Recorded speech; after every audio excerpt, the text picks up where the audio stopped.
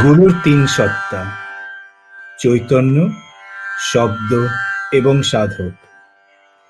চৈতন্য সত্তায় তিনি গুরু, শব্দ সত্তায় তিনি মন্ত্র, সাধক সত্তায় তিনিই শিষ্য। এই তিন সত্তা মিলে তবেই পূর্ণাঙ্গ। I'll translate this in English for you. A guru has three forms: Caitanya, or the consciousness, Shabd, or the words, and Shishya, or Sadhak, or the disciples. When all these forms merge, that's when the manifestation of a guru becomes complete. Namaskar, good evening. A very warm welcome to all of you in this second endeavor from us, from the Scotland Ramakrishna Shraddha Society, in this auspicious occasion of Guru Purnima.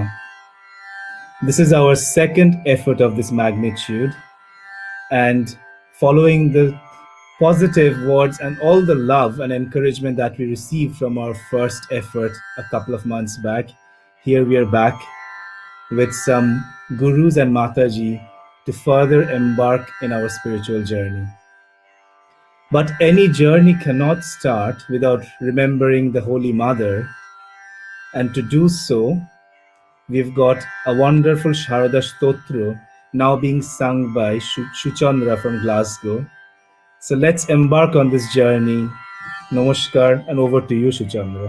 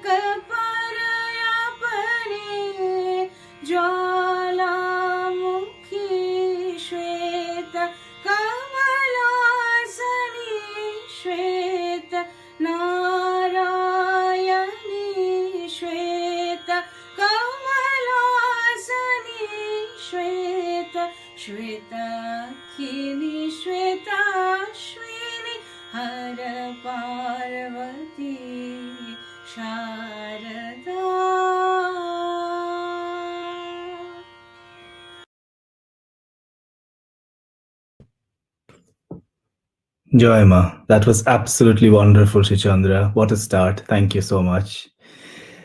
Thakur used to say, many people think that they cannot have knowledge or understanding of God without reading books.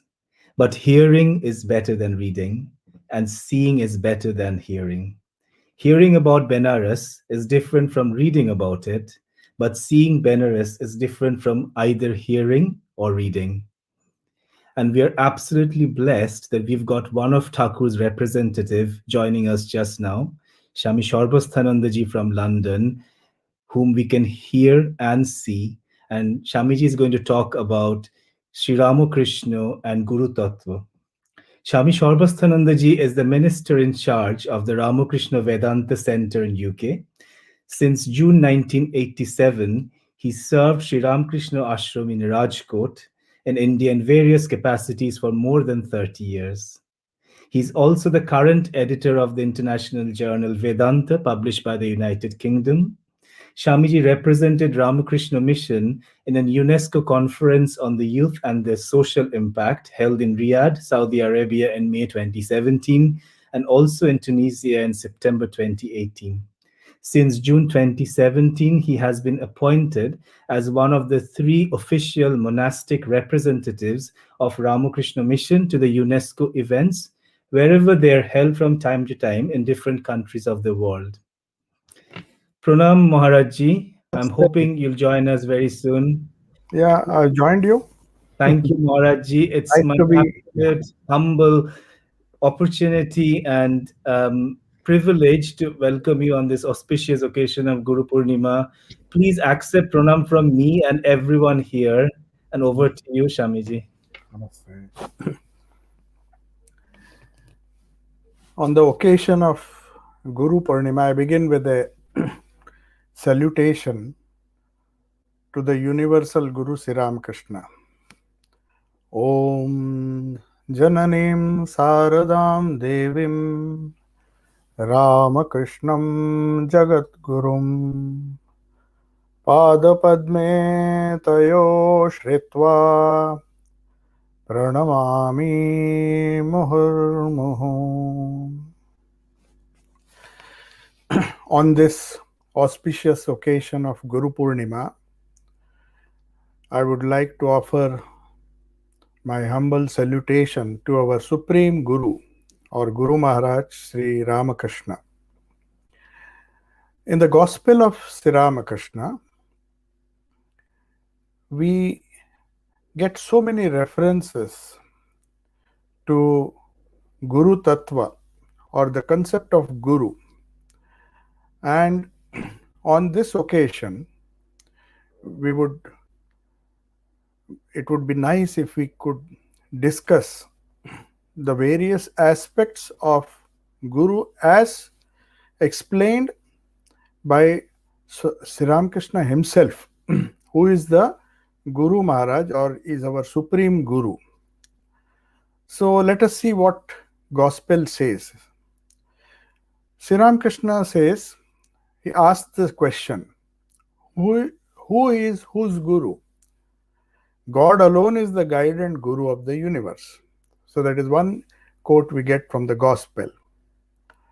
Now, he who considers his Guru to be merely human, these are for Sri Ramakrishna's words, what good can he derive from his prayers and devotion?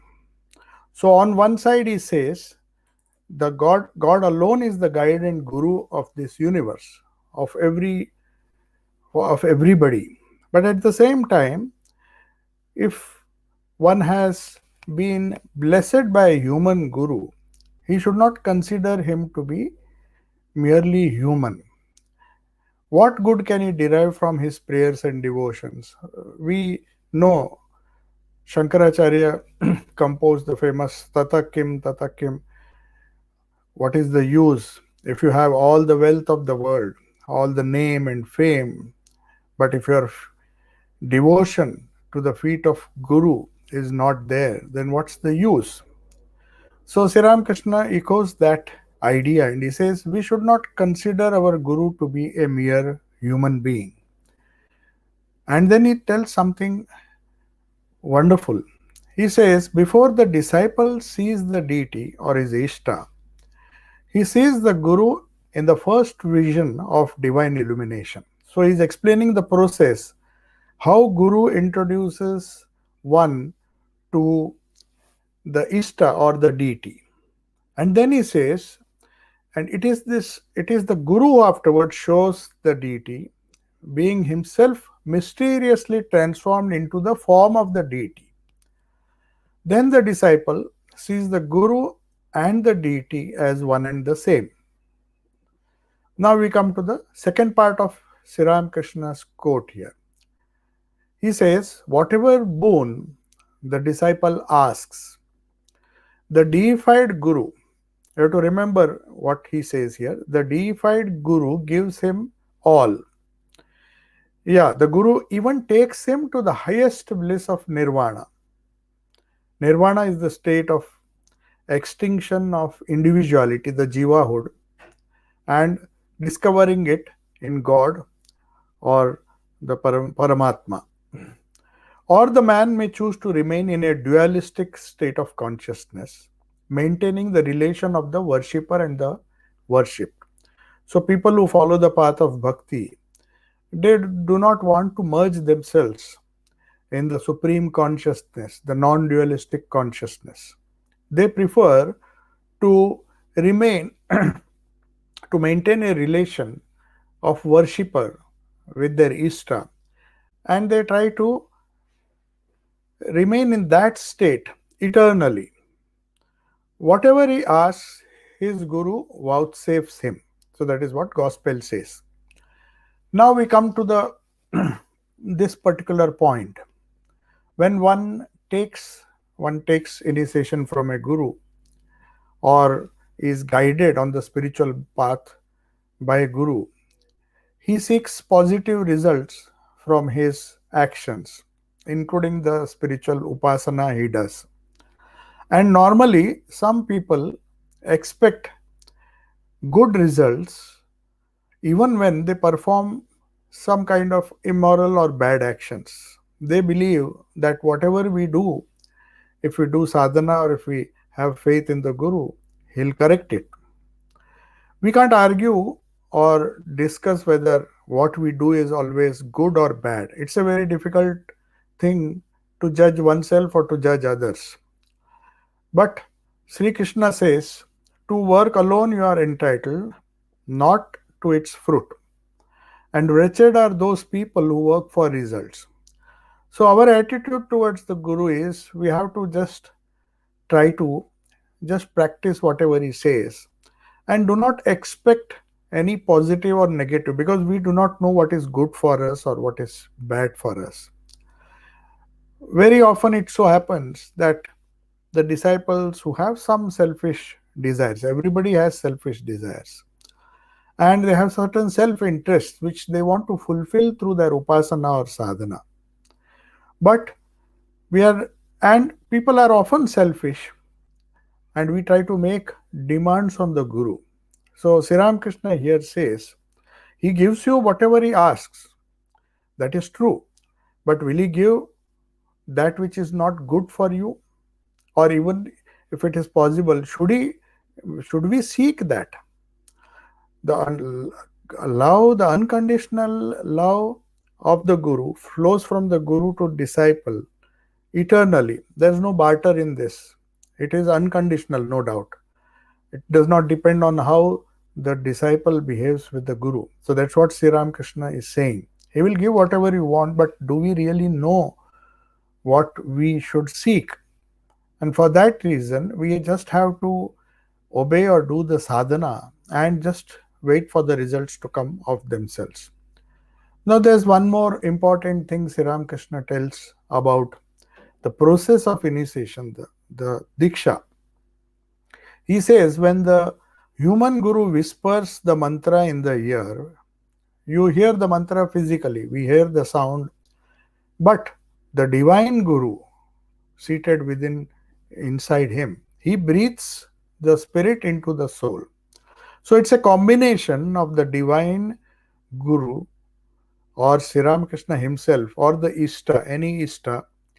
So Sri Krishna says the divine Guru breathes the spirit, which is the main thing. That spirit which enlivens the mantra. The mantra by itself is powerful, no doubt. The sacred formula with the bija and the name of the Lord is powerful enough. But the divine Guru, our Ishta, breathes the spirit into the soul. So we see spiritual initiation is a process where Guru not just removes the darkness and ignorance, but positively transmits something tangible to the student from his own experience and self realization, whatever experience he has. So the Guru, Sri Ramakrishna further says in the Gospel that the Guru is a mediator. He brings man and God together, even as a matchmaker brings together the lover and the beloved. So it's very simple to understand that the Guru is like the mighty river Ganges.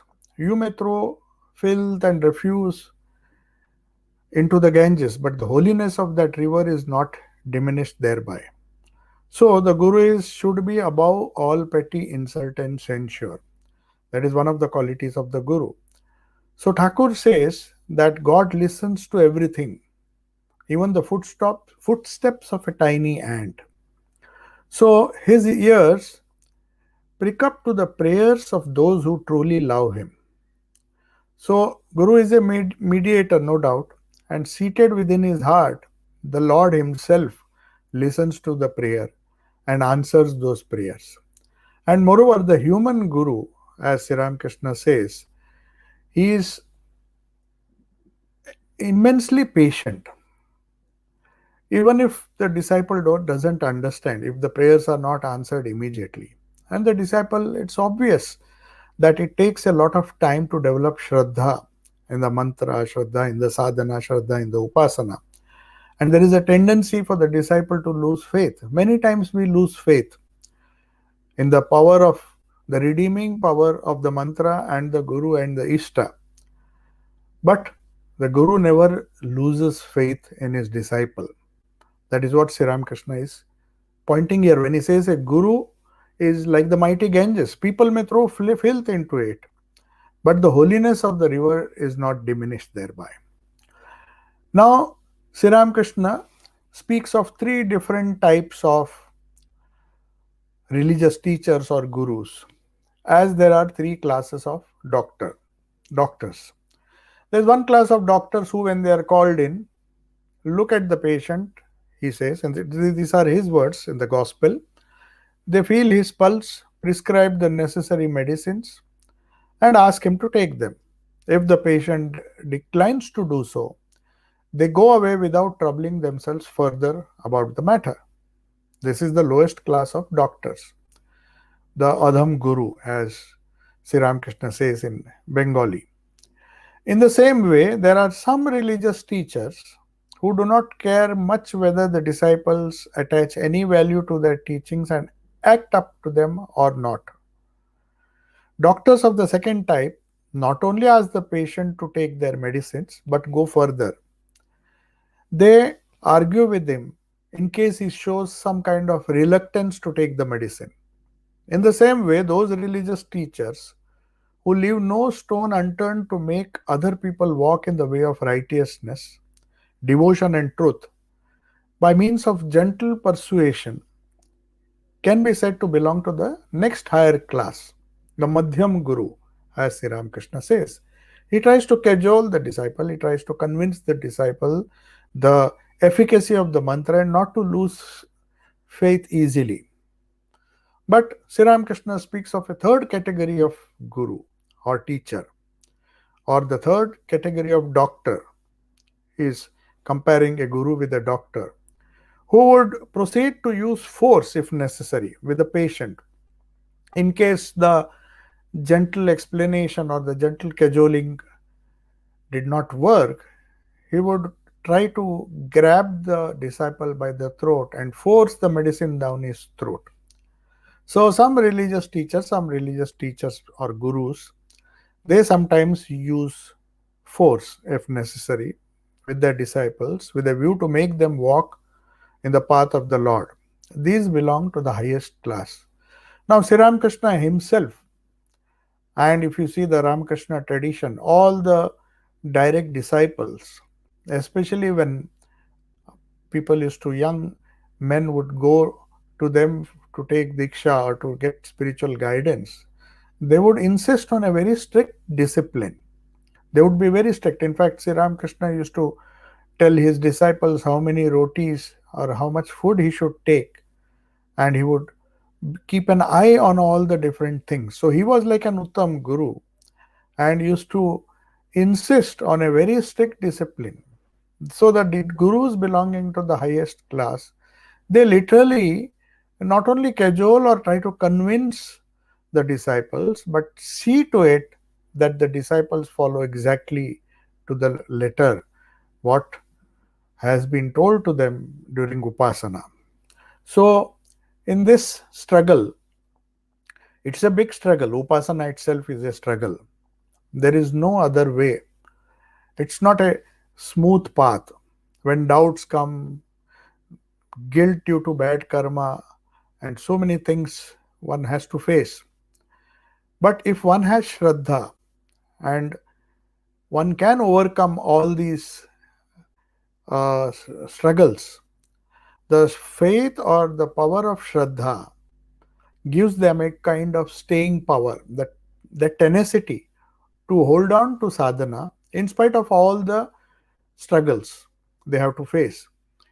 You cannot expect immediate results. And for some people, like Kunti famously said in the Mahabharata, sometimes it is tasting pain that gives rise to discrimination. Some kind of setback in life, some kind of struggle, constant struggle, that creates in the disciple or the sadhaka, the upasaka, some kind of viveka or discrimination. And he understands in a much better way that deviation from the right path is the source of all pain. So, the Guru's role here is to carefully look into the cause behind the struggle or the problem or the pain uh, it causes, and he has to warn the disciple so that he does not repeat the same mistake again. So, right living is also one of the roles which the Guru has to play in the life of a disciple. Then Sri Ramakrishna speaks of the necessity of having a Guru. Many people feel that is it necessary? Can we not directly go to the Lord Himself, since He is the Supreme Guru? As Sri Ramakrishna said, God is the Supreme Guru. So, do we have to take a human Guru at all? If we have enough faith, can we not directly approach the Lord Himself? So, Sri Ramakrishna answers this question in his own own wonderful style. He says, what is the necessity of calling a particular man our Guru instead of calling everyone who teaches us something by that designation? We have this concept of Upaguru. The Shikshaka also is a Guru. The teacher who teaches a secular subject is also a Guru. This word has been used very loosely, the idea of Guru. Anybody who teaches you something can be a Guru. He can be a Upaguru as well. So, why should we call a particular man our Guru? So, Sri Ramakrishna gives a nice example. He says, when going to a strange country, one must abide by the directions of the guide who knows the way. Taking the advice of many would lead to utter confusion. As goes the English proverb, too many cooks spoil the broth. So, if we, on the path, when we are walking on the path of spirituality, somebody would tell us something, give some suggestions, we walk along that path, and then we go on another path. We don't have the patience to continue on one particular path. So, taking the advice of many people would lead to confusion. There may be many people who would like to give us suggestions. The suggestions may be helpful in our own life, but one has to have implicit faith. So, Sri Ramakrishna says one should have implicit faith and follow the advice of one single Guru who knows the way to God. Sri Ma Sharda Devi also mentioned that. So, the Diksha Guru, the one who initiates you into the secrets and the mysteries of spiritual life, it is his guidance alone one should take. There's no harm in getting knowledge from different sources, from different Upagurus. As Holy Mother said, Upagurus can be many, but the spiritual Guru should be only one. So that is what Sri Ramakrishna said. So whatever instructions our Guru gives us, one it should be followed to the letter. Of course, the instructions are not many, especially in the Ramakrishna tradition. You will find the instructions or uh, the demands or maybe the explanations and the it is so simple, but it should be followed to the last letter. That is what all our senior gurus in the order advise. He should practice. He can read many books. The problem with reading many books is that we get different ideas and we want, for the sake of novelty, we wish to try different things. If certain things apparently do not work, we lose our patience and start practicing something else just for the novelty of it. To prevent that, the instructions of the Guru, Sri Ramakrishna says, one should follow it implicitly. It should not be mixed with other experiments. That is for people, for disciples who have taken their upasana and spiritual struggle or the sadhana very seriously. There may be many other experiments. Many other people would try to recommend many things, but they may not work because you will be mixing it up with many things, and ultimately it will take a long time to retrace the steps and follow the path according to the instructions of, of one's guru, which will lead you towards the goal in a much faster and a much better way. And Holy Mother and Sri Ramakrishna and all the direct disciples used to say the best form of Guru Dakshina, to express one's gratefulness to one's Guru, is to just follow his instructions and carry on the spiritual practices to the letter. So that is the best type of Guru Dakshina one can give to one's own Guru. Now, there is another wonderful parable which Sri Ramakrishna mentions in the Gospel to convey the relationship between Guru and disciple. He talks of a pearl oyster. The fabled pearl oyster leaves its bed at the bottom of the sea and comes up to the surface to catch rainwater. When the star Swati, when the nakshatra Swati is in the ascendant, or that's a belief that the pearl which the pearl oyster creates, has to have a raindrop inside around which it secretes something, and that results in a pearl. So it floats upon the pearl oyster comes down from the bottom of the sea at the right time when it is about to rain, especially when the star Swati is in the ascendant. It comes to the surface with its shell wide open until it succeeds in catching a drop of the marvelous Swati rain. It may be a fable, but it has some truth in that. Sri Ramakrishna wants to convey a particular point. So the pearl oyster comes to the surface, catches the raindrop when the star Swati is at the ascendant, is in the ascendant. Then it dives down to the seabed, and there it rests until it has succeeded in fashioning a beautiful pearl out of that raindrop. So that is the belief. Similarly, there are some, so Sri Ramakrishna is giving this example. We should not take it literally, whether it's biologically true or not, but this is how a example is given to convey certain great spiritual truths. So Sri Ramakrishna says, similarly, there are some eager aspirants. Now, this pearl oyster has been compared to a sincere sadhaka or a upasaka who travel, who can succeed in fashioning a beautiful pearl out of that raindrop.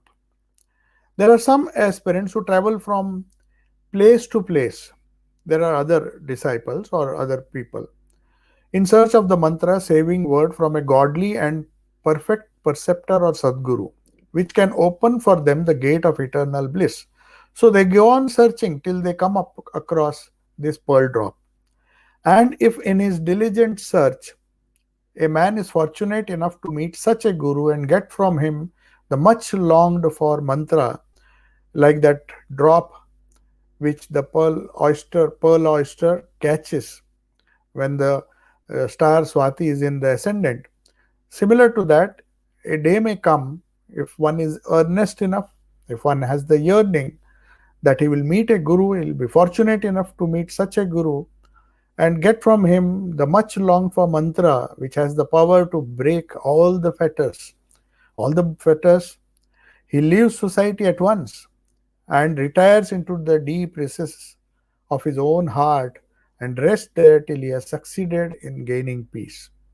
So here we come to the oft quoted saying of Sri Krishna that one cannot have God and Mammon, one cannot have Kamini Kanchan or lust and gold, and cannot have the vision of God at the same time. So only the right people, like this fabled pearl oyster, they, when they are convinced that they can fashion a pearl out of the raindrop, they will absorb the mantra that comes out from the mouth of a guru, and then they hold on to it, that precious raindrop, which will enable them to fashion a wonderful pearl.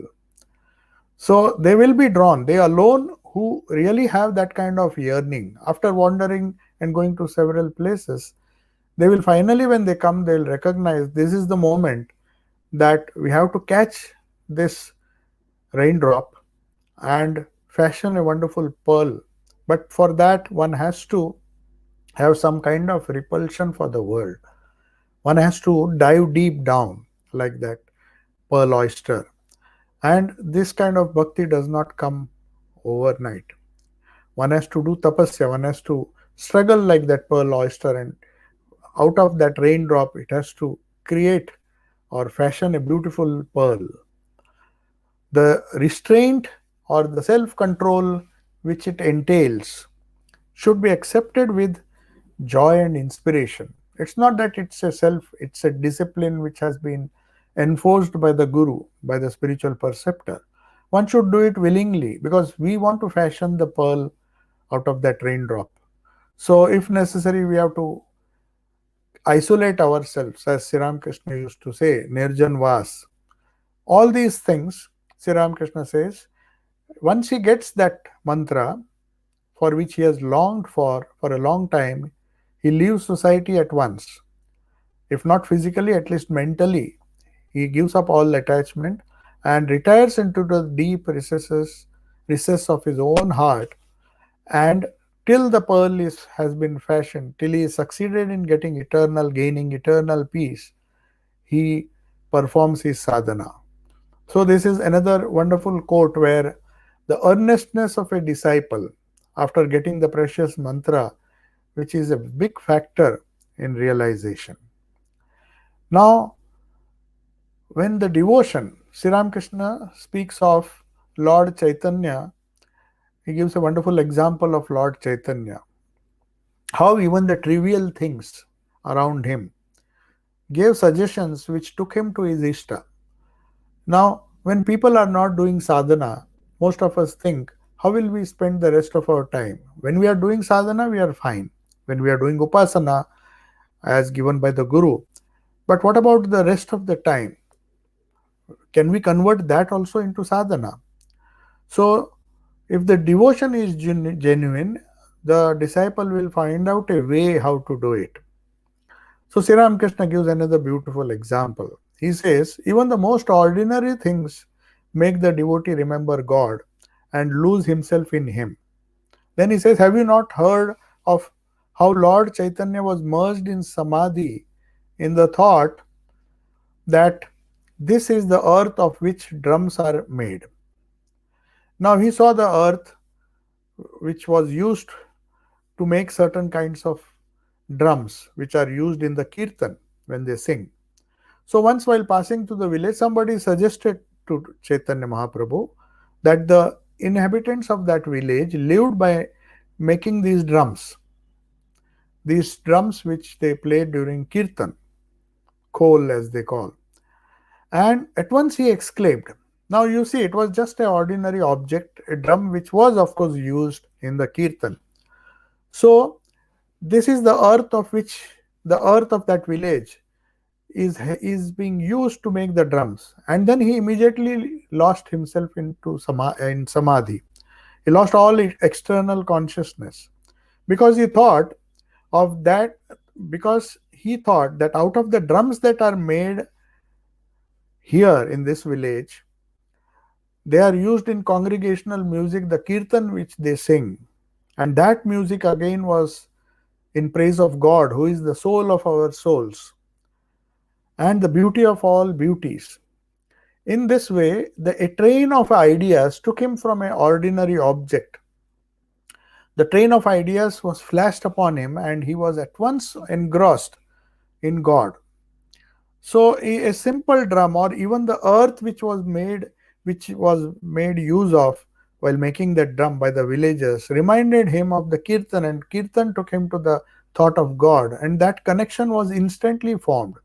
So that is what Sri Ramakrishna says: if a man has true devotion to his guru, then it's the human form can convey to him the divine form. That is the idea.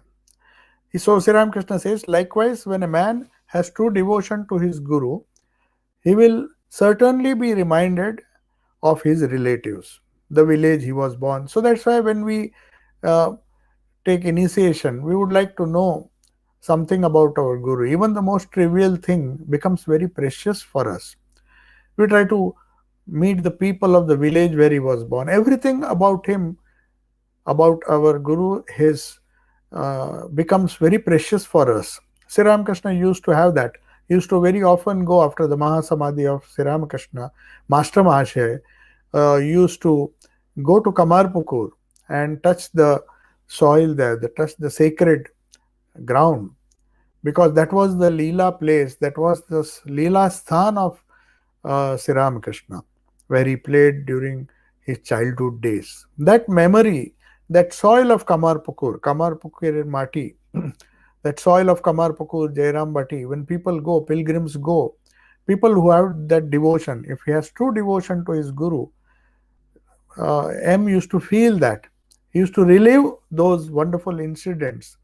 And then it reminded him of the wonderful Leela of his guru. And the sight of relatives, some of his relatives had survived Sri Ramakrishna.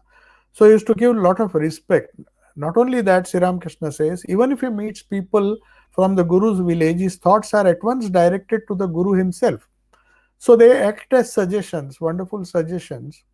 He prostrates before them, though it may look that this is excessive devotion, or maybe it borders around superstition. But he says he sprinkles the dust of their feet, of the relatives who may not be as spiritual, or who are definitely not as spiritual, but the fact that they are somehow connected to Sri Ramakrishna, my own guru, that evokes a sort of devotional fervor, and that is more important than the external aspects of the guru. So he prostrates before them constantly, sprinkles the dust of their feet over his body, feeds them sumptuously, and renders all other kinds of service to them. So Sri Ramakrishna says in the Gospel, this particular point is emphasizing because there are very often when we approach a human guru, we are likely to see some of the faults. So how to deal with that? If we see faults, it can harm our devotion. So Sri Ramakrishna says at this stage, not only the human form of the guru, but the human form of his relatives, the objects associated with him, evoke a deep sense of devotion inside him. So at this stage of devotion, the disciple fails to see any defect in his guru. Now we can say, even though as a human being, a guru cannot be a repository of all the virtues. People have that feeling. They expect their guru to be perfect, but it's not possible for a human guru to have he should be a repository of all the virtues which are spoken of in the scriptures. In that case, what should I do? Should it affect my devotion to my human guru? So, and we would definitely expect that a human guru should be a repository of the virtues as described in the scriptures, and he should be free from all defects whatsoever. But Sri Ramakrishna says, the disciple, on account of his devotion, can overcome that, no longer sees him as a man. That's how we are instructed. Everybody is instructed in the Ramakrishna tradition not to consider the human guru. You have to see the Lord, the Ishta, in the heart of the Guru. And the disciple, on account of this devotion, no longer sees his Guru as a man but as God himself. Just as if one has jaundice, just as one sees everything yellow due to one's jaundiced eye. So his devotion then reveals to him that God alone is everything. He who has become the master, the father, and the mother, the man, beast, the animate, and the inanimate. It's like seeing God in everything. So if we can train our mind to see God in everything, then should we not try to see that divinity in the human form of the Guru who has given us the way, who shows us the way to that supreme goal? So one should maintain a sort of sanctity of this guru disciple relationship. It is very sacred. According to Sri Ramakrishna, this quote of Sri Ramakrishna, he says one should not be hypocritical. That's why Sri Ramakrishna used to say, I can tolerate everything but not hypocrisy. So one should be very transparent when approaching the guru. Like inside a shrine, everything is absolutely pure and transparent. So we take great care to keep our shrine clean and bright by always lighting candles, lamps. So also when we approach the Guru, Sri Ramakrishna here is asking us to be very transparent and not see any defects, if any, in the human Guru that may cause harm to our spiritual life. There should not be any dark patches in our life, in our heart. We should be open, and one of the ways to do this, Sri Ramakrishna emphasized this, that one should have purity. The power of brahmacharya, the power of renouncing kamini kanchan, that enables us to have that basic purity. It's like the wick in the candle which removes the ignorance. So that basic purity, if we have when we approach the Guru, that's one of the qualities of the disciple which would enable him to get the maximum out of what the Guru has given out of his boundless grace. That's what Sri Ramakrishna is pointing out here, that we should uh, try to look upon our Guru with the same devotion as we would look upon our Ishta. So I think just my time is over. So if there are some questions, I was asked to speak for 25 minutes. I think I've just taken a few minutes more. So I once again pray to the Supreme Guru, Guru Maharaj Sri Ramakrishna, Sri Ma Sharda Devi, and Swami Vivekananda to enable us to have more and more devotion towards our Guru, which alone will lead us to the ultimate goal of spiritual life. Thank you. If there are questions, will you moderate it? Absolutely. Thank you so much, Shamiji. That was truly wonderful. So many questions answered. I had been receiving a few questions, and you've already answered, some of those questions through your talk. So that's wonderful.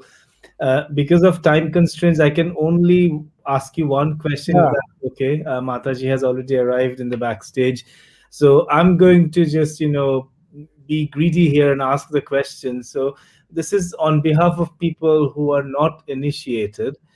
How do they seek their gurus, Shamiji? What would be your advice? Yeah, they have to keep that burning, a sort of yearning or desire to progress spiritually. If that is there, as Sri Ramakrishna points out, that Swati, that pearl oyster, it is normally yearning to get a drop of water when the Swati star is in the ascendant. So it doesn't happen every time. So it's very rare that whenever we desire, a guru will simply come and give us his grace. So one has to just wait with yearning and have that earnestness. That yearning is the main thing. Sri Ramakrishna used to say, if you have yearning, you have to just set out. If person wants to go to Puri, for example, he has to start his journey. He can't wait. But a day will come when somebody or the other, first somebody will guide you and tell you this is the way to Puri. And ultimately there will come a time, even if one doesn't have Diksha, one can read Sri Krishna is the supreme guru. So if we read the gospel and read the wonderful shastras where instructions are given and try to make our lives and try to conform it to the requirements of what a true disciple should be, then the guru will come and one will get an opportunity if one is really earnest to. But what one does after getting the mantra or getting the grace of one's guru, that is also very important. It's not just enough to uh, be blessed by a guru, just as the swati, I mean the mother, the pearl oyster, once the raindrop, it catches the raindrop, but that is not the end of it. It has to go and very carefully protect that raindrop and create a mother pearl, beautiful pearl. So that is the sadhana part is also important. Absolutely. Thank you so much, Shamiji. That was truly wonderful. On behalf of everyone here, I extend my pranam and my love to you. Please bless us and continue to support us and with your blessings and advice. My prayers to the Holy Trinity for all of you. Thank you, Jai Shamiji. Ma. Right. So Thakur used to say, so long as one does not become simple like a child, one does not get divine illumination. Forget all the worldly knowledge that thou hast acquired and become as a child, and then will thou get the divine wisdom. These were his one of his advice for his disciples. And to hear more about the role of a disciple, I'm privileged to introduce the next speaker of the evening, Pravarajiga Divya Pranananda Mataji. Mataji has blessed us with her first event as well. Pranam Mataji. Mataji, as we all know, is a monastic member of the Sharada Mott and currently the editor of the English journal Samvit, published from New Delhi. Mataji has traveled extensively both in India and abroad to deliver lectures and classes on topics like self knowledge, exploring the subjective sciences, and finding the interface between subjective and objective sciences, and has been instrumental in delivering multiple workshops to students all across the world, including universities like the IIT and various other universities in India.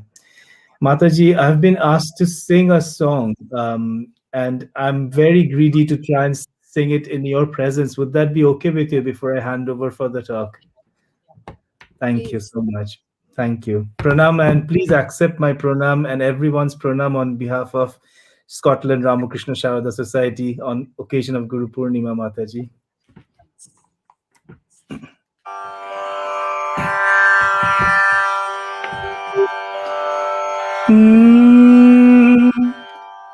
অন্তরে তুমি আছো চিরদিন ওগো অন্তর জামি বাহিরে সদাই বৃথা খুঁজিতাই পাই না তোমারে আমি ওগো অন্তর জামি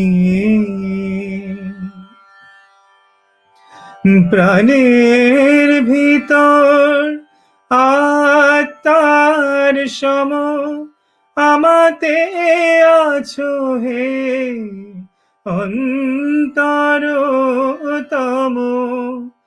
মন্দির রচি বিগ্রহ গড়ি দেখে হাসো তুমি স্বামী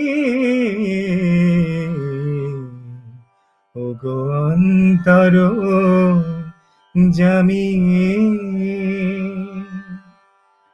সমীরণ সম আলোর ভিতর বিশ্বে রয়েছ জড়ায়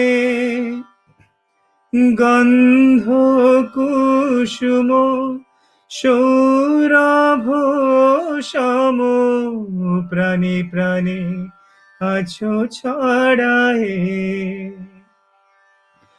তুমি বহুরূপী তুমি রূপহীন তব লীলা হেরি অন্তবিহীন তব লুকোচুরি খেলা সহ চুরি আমি যে দিবস জামি ওগো অন্তর জামি অন্তরে তুমি আছো চিরদিন ওগো অন্তর জামি জয় ঠাকুর জয় মা Pranam Mataji, and over to you.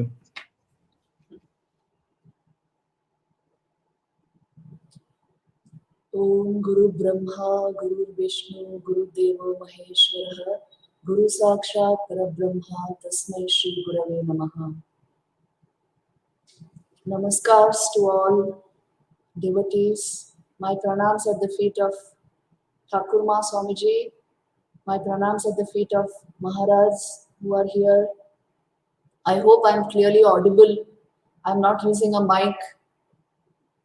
And I hope it's loud enough. If it's not, please send me a chat message and I will try to use a mic. Is there a slight echo? Oh, then it's a good thing I was not using the mic. Okay, it's perfect, right.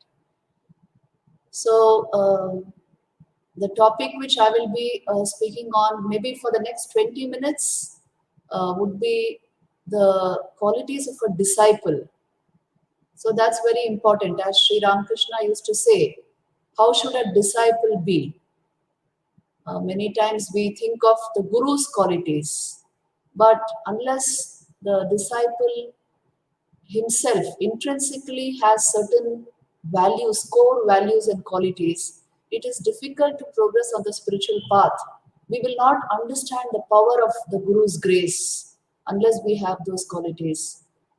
So I would like to just enumerate some of this and then tell you a story. That is what I thought of today, a story from the Chandogya Upanishad.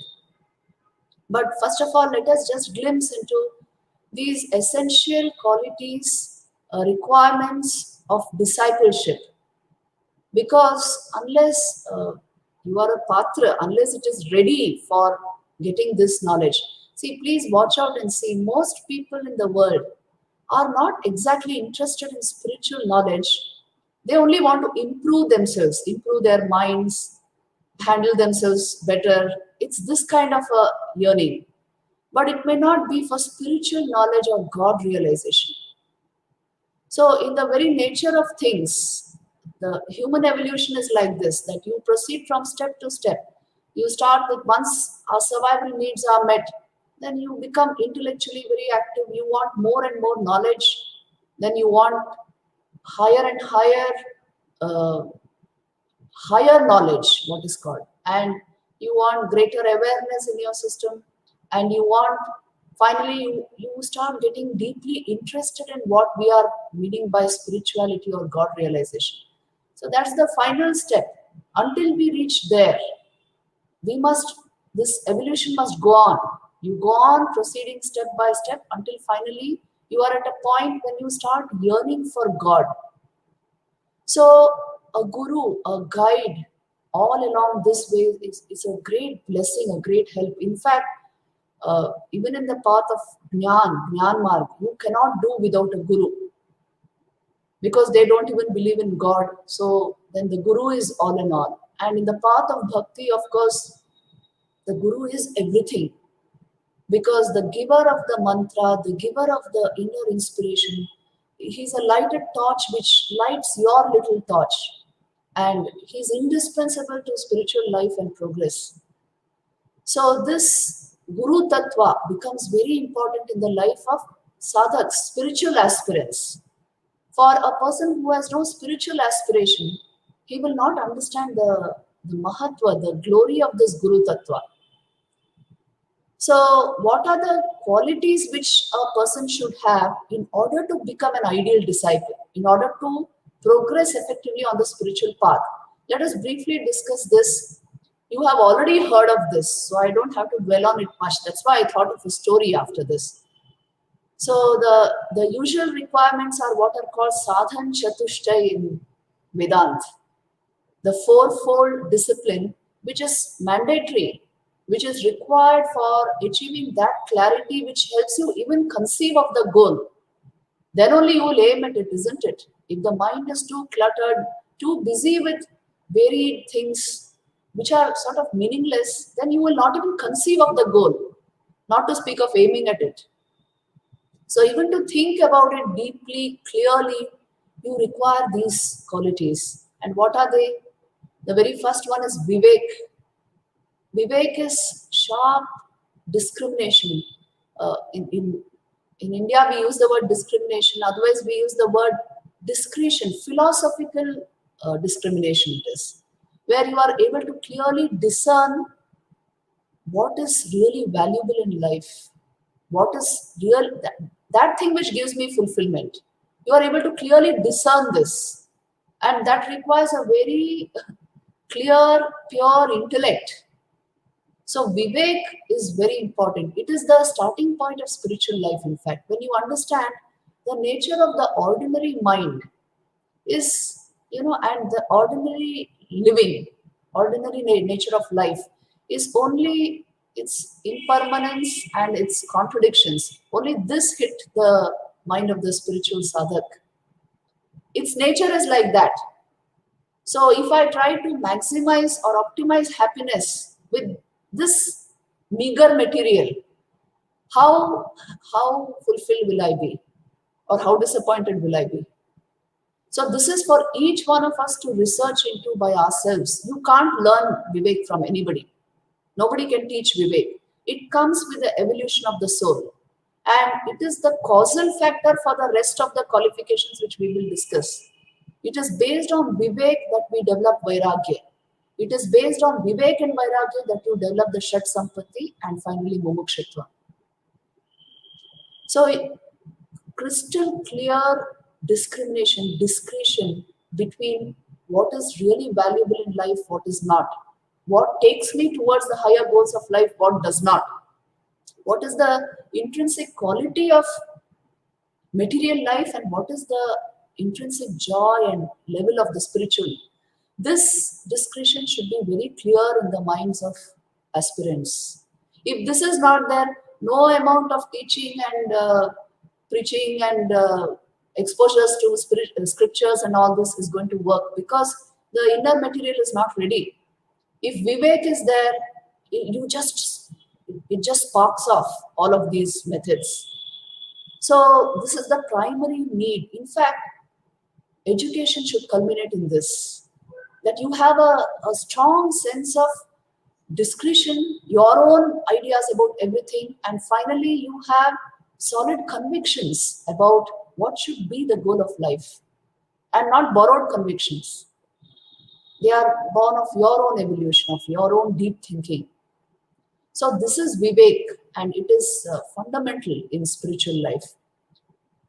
Based on this Vivek, you develop Vairagya. So Vairagya, you must not equate it to running away somewhere. Although that may be one of the symptoms of Vairagya, that you feel like going to an ashram or going to the Himalayas, something like that. But essentially, Vairagya means You are ready to shake off unnecessary attachments. You are ready to plunge into sadhana. And you look upon with displeasure upon that which is an obstacle to your path. You are happy to make this discretion. You are happy to put aside what is not conducive to your spiritual growth. So this again is born of Vivek. Please see.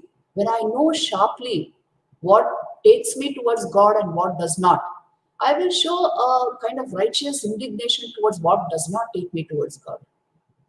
And that's justified. So that is Vairagya. This also is fundamental to spiritual life. A man with core values will naturally have Vairagya. A man without core values will, well, not bother about all this at all. Everything is fine. Everything is okay. So initially this Vairagya works like magic because it will take you very far on this path. And Vairagya is not to be equated with wearing a particular cloth or joining a particular ashram. It is an inbuilt existential need of your soul. Having come into this world, which as Thakur used to say, it is a mixture of the good and the bad, of sand and sugar. When you are able to discriminate between the sand and sugar, you must put the sand aside if you want to taste sugar. This is Vairagya. And it is compulsory. It is the very nature of the aspirant's mind to constantly discriminate and put aside what is not required. So if this is there, then the Sampati, the 6 qualities which are, you see, they are Sampati, they are treasures. They will work like magic in your soul. What are they? Shama, calmness. You know how valuable this particular quality is. Any knowledge, any deep level devotion is only possible in an ambience of complete calmness. And the frenzy and the activity of our thought world, this is the whole problem with us. So a decluttered mind, which is purified of compulsive drives, this will generate natural calmness. Your default state is like that. You are naturally calm by nature. So then there's great clarity in your mind all the time. So Shama and Dhamma. Dhamma is actual self-control, control of the senses, control of the mind. See, if you have Vivek, naturally you will develop this, isn't it? How can you waste your time and energy on the unnecessary? So self-control is natural to the spiritual aspirant. At every step, he knows how much to invest his energy. And then after Shama Dhamma is Uparati. Uparati is the ability to withdraw the senses and mind from, again, the unnecessary. Once you have understood and decided where you want to go, you must be able to withdraw your senses and mind from what will not take you there. So this is a very general definition which I am giving you. Uparati is the capacity to withdraw within.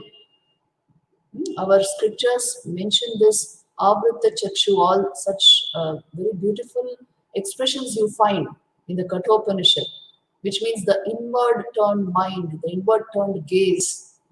So this is Uparati. This is very important because Paranchakhani Vetinat Swayambhu Tasmat Paran Pashyati Nantaratman Kaschid Dhira Pratyagatmanamakshat Avritta Chakshu Amritattvamichan. The nature of senses and mind is to draw you outward.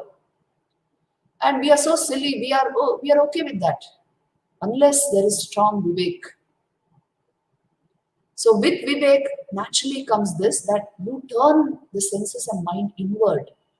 You take joy in spiritual practice. You take joy in holy company. And you long for higher realization.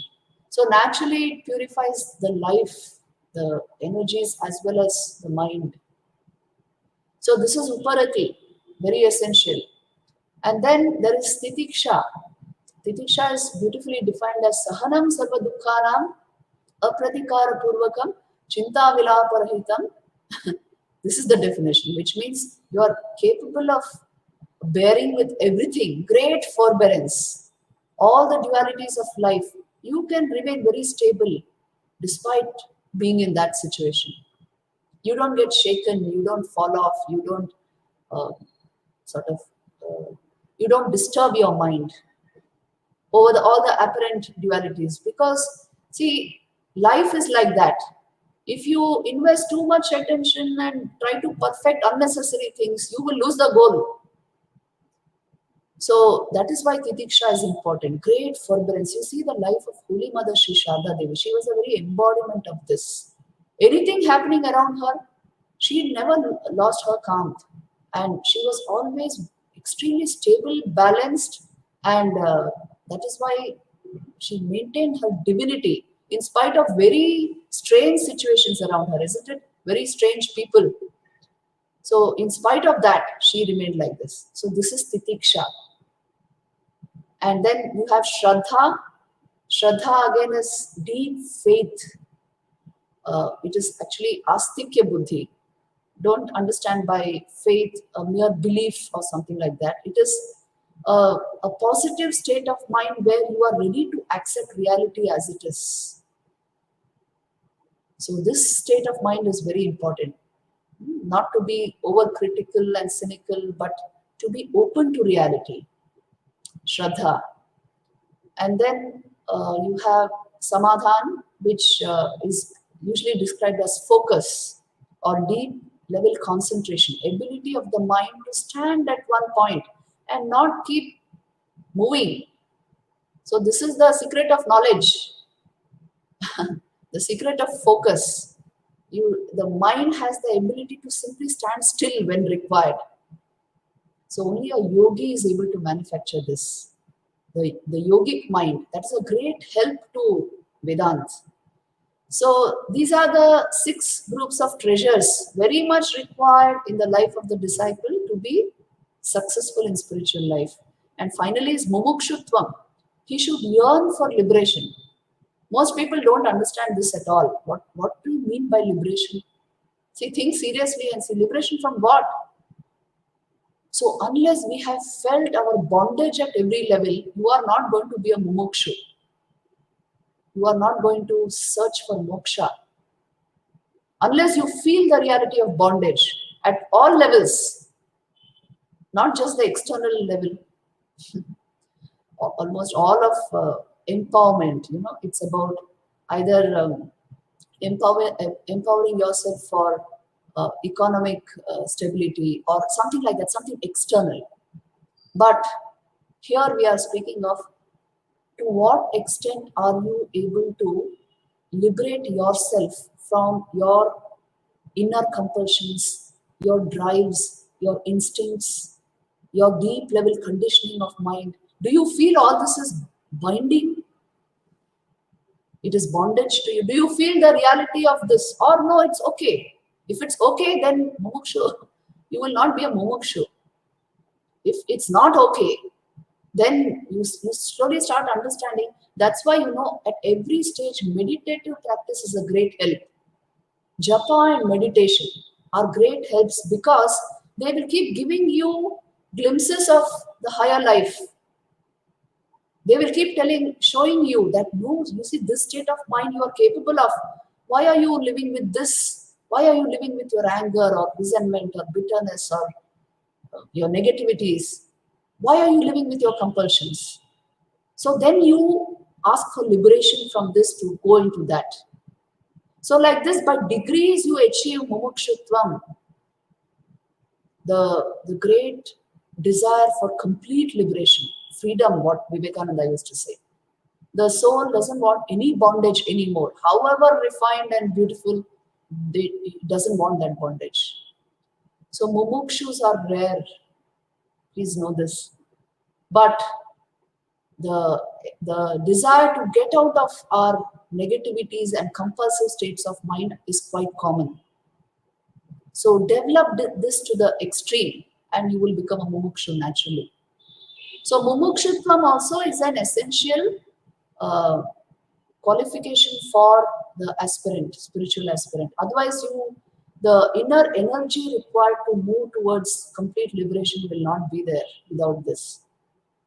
So these are the fourfold qualifications of Sadhan Chatushtay, which are expected of the disciple with these inbuilt within him, he goes humbly to a guru with Samit Pani, Shrutriyam Brahmanishtam, he approaches. Again, that Samit, today you are not expected to carry that because we don't have those yajna fires, but you are expected to hold yourself humbly in front of perfected souls so as to imbibe their knowledge, their bhav, and that mainly in their presence. So with this attitude, when the disciple, along with these four qualifications, which are ingrained in his mind, in his heart, when he approaches the Guru, he becomes fit to gain the knowledge, this very subtle, deep level knowledge of Vedanta, knowledge of spiritual consciousness, which the Guru can impart. And many times he may impart it even with words. So to catch that vibration, to catch that level of subtlety, this is the basic requirement in the disciple. The quality of the disciple should be such. So to illustrate this, let me go into the story. You will enjoy this story because it's about discipleship. It's a story from the Chandogya Upanishad. It's the story of Indra and Virochana. I don't know if any of you have heard of it, but it's interesting. You see, it begins like this. Once there was this Akashvani, that cosmic FM radio, something like that, which everybody hears. So this Akashvani in the skies, it rent the skies asunder, and everybody looked towards the sky, and they heard the voice of Prajapati Brahma. What was he saying? He said, the Atman, the self, it is the goal of all beings. And through it, one satisfies all desires and attains immortality. So this alone is to be aimed at, Atma Gnan, the knowledge of the self. And this is the common goal of all created beings. So this was the Akashvani. Now everyone heard this Akashvani, and the gods heard it in the heavens. The demons heard it in the, wherever their loka, the hell and all those places. And then the human beings heard it on earth, and they all got very interested. The devas, the gods thought, these are the gods with the small, not the capital G, but the small g. They are divine offices, like Indra, Agni, and Varuna. So these are the gods. So when they heard it, they got very interested because they thought, oh, this gives immortality, this knowledge. So let's go and get this. And the asuras also heard, the demons. So they of course, they have a muddled brain because they are asuras. So they thought, oh, this fulfills all desires at once. So this is the master key to fulfill our desires. So let's go and get this knowledge.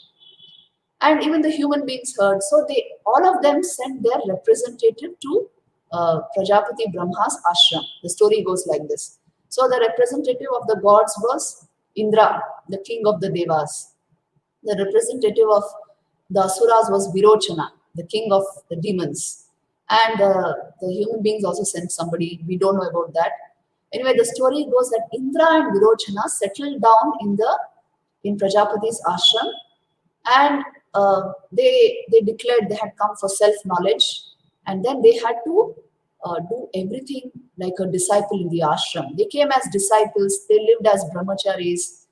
Now, it's not easy to live in an ashram. So you have to get up very early in the morning. Whether you have the habit or not, you have to get up very early, and you have to follow all the discipline of the ashram, and you have to learn the scriptures. You have to practice meditation 3-4 times a day and quieten the mind and do all the activities of the ashram. So Indra and Virochana also would go and collect firewood for the yajnas of Prajapati. They would fetch water, they would clean the ashram, they would serve the guru and the guests who came to the ashram. So they lived like good brahmacharis in the ashram. They had to, of course, practice celibacy. They had to read the scriptures, and they saw that as time went on, their minds were getting calmer, more clear thought. So they were happy in the ashram, both of them. But then one day they suddenly discovered that it's 32 years since they have been in Prajapati's ashram, and they haven't been instructed in the knowledge of the Atman so far. So then they thought, let's go and ask him. We came for self-knowledge. So both of them go to Prajapati and tell him that please instruct us in the knowledge of the Atman. We came for that because of your Akashvani. And then Prajapati Brahma said, you know, the light in your eyes, that is the Atman. Now, what is the light in our eyes? Think and see. It's a very interesting question. What is the light in your eyes? It is the light of awareness, isn't it? So he is talking of awareness. But these two didn't understand as yet. So they looked very puzzled. And then Prajapati said, okay, you bring a container of water. Let me tell you what is the light in your eyes. So they brought a tub of water. And then he asked them to see their reflections in the water. And they saw their overgrown hair and nails and all that, because they had been living an austere life in the ashram for 32 years. So he asked them to, well, clear all that and come. And so they presented themselves as nice brahmacharis again. And then Prajapati said, well, you see there, the reflection in the water is you, the Atman. Now, with this statement, you know, Virochana, who was actually an Asura, he thought, well, the reflection, he said, is me, the Atman. Now it's a reflection of my body. That means the body is me. He made this conclusion, drew this equation, and he said, okay, fine, then I'm going anyway. That's what I always thought, that I am the body. And then he went back to his loka, his realm, and told all the asuras, look, man, you don't worry. What we thought is the truth. This is what I learned at Prajapati's ashram. So you are just the body, and so do everything to indulge the body, keep it well, be merry, and indulge your senses, and don't bother about anything else, because this is all there is in life. And so was born the clan, the race of Asuras, given totally to body consciousness and just sense pleasure. So this is the nature of Asuras. They live only with body consciousness. A little, somewhat like the animal life. And this is how, this he understood, because his brain could only grasp that much. It was a muddled brain, wasn't it? So despite his stay, he could grasp only this much. But Indra, who was still in the ashram, he at once thought, see, this is a reflection of my body, but the body is an object of my perception. So how can this reflection represent me? No, there's something more to this. So he went to Prajapati and said, please guide me further in this. Prajapati was happy. He said, stay on for some more time. So it seems Indra stayed for another 32 years. And at the end of that period, he came again to Prajapati and said, he again lived a very austere life, full of sadhana. And then he asked Prajapati, please instruct me further on the knowledge of the self. Now Prajapati said, my son, the being in your dreams, try to find out who that is. That is the Atman. Now Indra thought, the being in my dreams. You see, the dreamer self. You are a witness of the dreamer self also. That is why you are able to say something about your dreams, isn't it? So the crux of Mandukya Upanishad, he sort of understood. And he said, yeah, I understand, it is something else, something subtler than the subtlest. So instruct me further. And Prajapati again said, stay on. You don't get this knowledge just like that. So he stayed another 32 years. Okay, so 96 years this makes. And then at the end of this period, after following all these disciplines and patiently waiting for that supreme knowledge to dawn, don't think this knowledge comes from outside. It is an unfoldment of your own awareness, isn't it? Your awareness comes into full bloom. You just enter the state of pure consciousness. So, if as long as that awareness is invested in mind activity, in 1,000 desires, you will not understand this, no matter what you do. So that is why this time period was given to him. That is why all this discipline was given to him. That's why self-knowledge is not there for the mere asking. It requires tapasya, it requires sadhana, it requires sadhan chatushtay. All of these disciplines are very important because Indra did all of this. At the end of this period, he became so sensitive and pure that he absolutely wanted this knowledge. Finally, Prajapati tells him, "My son, wait another 5 years and you will get it." So that his aspiration, they say, it conflagrated, it just went to the peak, and ultimately he developed this deep insight into the very nature of existence, which is pure consciousness. He discovered the Atman not as an object in front of him. So I always quote Kathopanishad's mantra here. Na sandrishe tishtati rupamasya, na chakshusha pashyati kaschanainam, vrida manisha manasabhiklupto ya evam vidur amritaste bhavanti. You cannot know him as an object in front of you. How can you know the Atman as an object? It is the supreme subject, and it is formless. It is of the nature of awareness. So you must transform your consciousness in order to get it, isn't it? That requires time. And nobody saw it in front of them. Nobody saw it with these eyes. But those who cleaned their hearts, those who untied the knots of their hearts, they, through supreme insight, attained the immortal one. This is what the mantra actually says. So it is by purifying the heart and the mind through all these disciplines that one attains the supreme knowledge. This is what they're going to tell us. The Kathamrit puts it so perfectly and so simply. Thakur says, the pure mind, the pure buddhi, and the pure Atman are one and the same thing. This is the supreme formula of spiritual life. That is why all discipline, whatever is recommended, it's only for this. So the pure mind is the pure intellect that reveals the pure Atman. Pure buddhi is equal to pure Atman. So this formula we should always remember whenever we don't progress in spiritual life. Please remember this formula. Pure mind is equal to pure buddhi is equal to pure Atman. To what extent have I achieved this? To that extent will consciousness, pure consciousness, be unraveled to me. It's a transformation of my own consciousness. You know, what you are seeking is so close to you, there's no place for a path to it. You are seeking that consciousness which is enabling mind activity through which you know the world of objects or identify with something. So you can only know it when you turn the whole equipment within.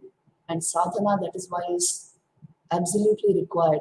Sincerity, sadhana, purity. This is the essential crux of discipleship.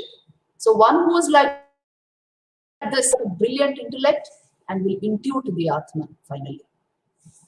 So I would like to stop here, and we will take up question answers on this. I hope I have not exceeded my time. Please go ahead with questions. Thank you so much, Mataji. First of all, I really wanted to apologize to you, Mataji. I mispronounced your name earlier on. So Mataji's name is Pravarajika Divyananda Prana Mataji. So please forgive me my mistake, Mataji. That's okay. Thank you. That I'm was, not. but it was still, as you say, it's all about the inner consciousness, and my consciousness was hurting me. So I wanted to accept my, forward you my apology. That was truly a wonderful talk, so self-illuminating, and I've been, forwarded many a questions, and I'm just choosing 2 or 3 for you, if that's okay. So the first question is from Shumona in Edinburgh, and Shumona is asking, how can we be ideal disciples? Will my mistakes and my weaknesses affect my guru as well? Yes, you see, this is a common question. I will say yes. Your mistakes or your, if you are not able to progress in spiritual life, it will affect your guru. So as a commitment, you must carry on your japa, your spiritual practice, absolutely committed to it. And remember this, that ultimately, whatever we are talking of in Vedanta, Yoga, Bhakti, it is an experience within yourself that you will be getting. The seat of the experience is right within you. So unless you commit yourself to the spiritual life, progress will not be possible. Many people think that it's all about, well, once a year I offer something to the Guru or I offer my pranams. That is something you have to do, but on an everyday basis, there should be sadhana.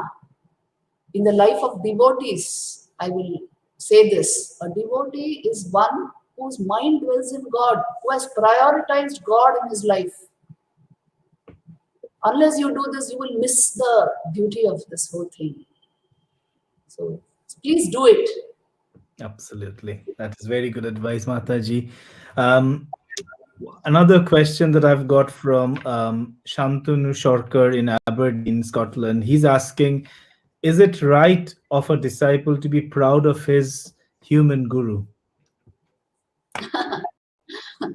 This is common that every disciple is proud of his guru. Because you have looked up to him, you have gained inspiration from him, and of course you worship him. So naturally you will be proud of him. And this pride, Thakur Jaman bolte hain na, there are some things which help you, which augment your spiritual progress. So this is healthy pride. You must be proud of your tradition, you must be proud of your guru, but don't try to compete or compare with other gurus and do all such things. But in your own niche, in your own spiritual practice, you must really be proud of what you have got in spiritual life. If you have been blessed with the mantra, take that to be the infallible means to attain the supreme goal. And look upon the guru like that. You must not look upon him as an ordinary man. That will harm your spiritual life. So look upon him as the perfect representation of God. God will only send you that guru who is meant for you. If you have true aspiration, this happens. So look up to him and worship him. That's only ideal. Absolutely. That is wonderful advice, Mataji. I'm going to ask two more questions, Mataji. I'm just getting greedy. So Shuchandra from Glasgow is asking, and I had this same thought in my mind as well. How does one understand that the disciple is starting to achieve a pure mind, Mataji? How do we know that we are making that progress in the journey? Yeah, such a beautiful question. So you can know it in these ways. First of all, clarity of mind will naturally result in absorption in sadhana, spiritual practice, because you are getting more and more out of it. With your very clear mind, you are able to intuit higher knowledge and higher love. So naturally, your mind turns more and more towards it, isn't it? So pure mind means this. You can remain absorbed in God. Even Vedanta tells you this only. Stay with the truth you are understanding. Stay with it. Learning to stay with it, learning to get absorbed in it is one of the sure signs of a pure mind. Because as long as the mind is not pure, it will keep flitting from one thing to the other. And this kind of just mere interest will not get you too much. There must be definite spiritual practice which results in absorption. Absolutely. And you love sadhana, that's how. Slowly you start loving all these things. Absolutely. That is very, very true. Thank you, Mataji. Last question. I know we are pressed for time. So Shonali from Kolkata, she's asking, as a disciple, what do we do when we know that someone close to us is acting under the influence of selfishness, which is also impacting my life? Should we walk away from that relationship, or should we try and confront and solve the matter? What would be the role of a disciple in dealing with this kind of an act of selfishness from someone close to you? Please observe Holy Mother's life. All kinds of strange people were around her and very selfish, very erratic, and people who had no understanding, who were even finding fault with Mother. She lived with such strange half-baked minds. Yet how did she live? Please read Mother's life. See, when you are in a family situation, you are a disciple, okay, but when you are in a family, you can't walk out of a relationship. That is never advised, isn't it?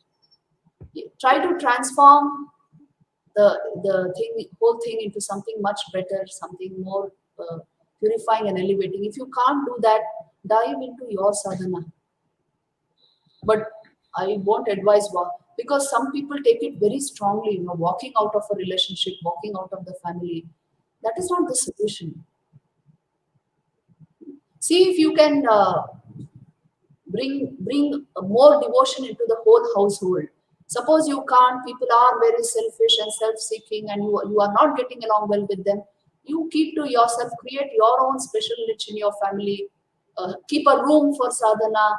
You do your daily devotional practices, whether others are doing it or not, and try to progress in your path. Thakur has said, one who has sincere devotion, God removes all his obstacles. Thakur has said this, Kathamrite Ache. Chaitanya, let's only develop the inner life. The outer will adjust accordingly. Please remember this. Thank you, Mataji. Absolute pearls of wisdom. I cannot express my gratitude on behalf of everyone here. Please bless us. Please accept our pranam on Guru Purnima, Mataji, and continue to keep your grace on us, and hope to see you back again very soon. Pranam, Mataji. My prayers for all of you. Thank you. Jai Guru, Jai. Jai Majai. That was such a wonderful talk. Thank you to Mataji again. Thakur also used to say, too much study of the scriptures does more harm than good. The important thing is to know the essence of the scriptures. After that, what is the need of books? One should learn the essence and then deep dive in order to realize God. Such wonderful words. So, to give us some more essence on the Upanishad and the Upanishadic gurus, we've got our next talk by Shami Shorbo Devanandaji. Shamiji is the minister and spiritual leader of the Vedanta Society of Southern California and also a monk of the Ramakrishna Order of India. He was initiated by Shami Shankarananda, the seventh president of the order, in 1961. For the next 2 decades, he served at Shraddha Peeth in Kolkata and was then appointed the minister of the Vedanta Society in 2012. In addition to regular lectures and classes, Swamiji also addresses various schools, colleges, and religious groups in Southern California, as well as other parts of the USA, and also sits on the advisory council of the famous spiritual Gibbard Center. Unfortunately, Shamiji tonight is not managing to join us live because of some conflicting ceremonies back in California, but he has sent us his recorded talk with all his love and blessings. So hope you enjoy it, and over to the talk. Thank you.